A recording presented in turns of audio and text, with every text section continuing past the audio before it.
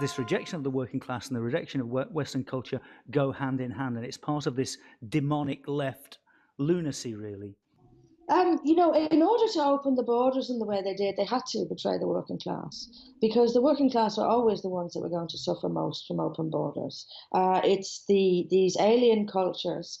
They will be sent to live in working class areas, and it'll be working class people who suddenly see their high streets suddenly filled with women wearing long black cloaks, a completely alien thing to us.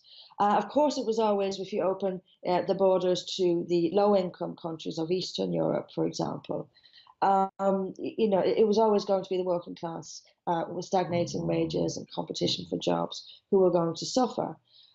So they had to turn their back on the working class in order to open the borders. And the open borders was the most important thing. And of course, they banked on two things. They banked on A, nobody coming along to replace them, so that the working class who've always voted Labour would still vote Labour, but who else they're going to vote for? Conservatives.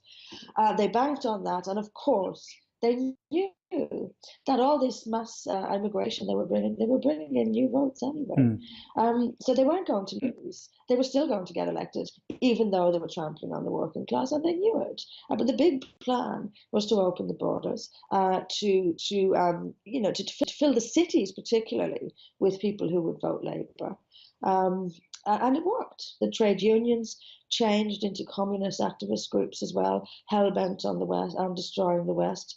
And the ordinary working class person suddenly had nowhere to go, so kept relying on the Labour Party, even though they knew they were being trampled on. It's a terrible tragedy.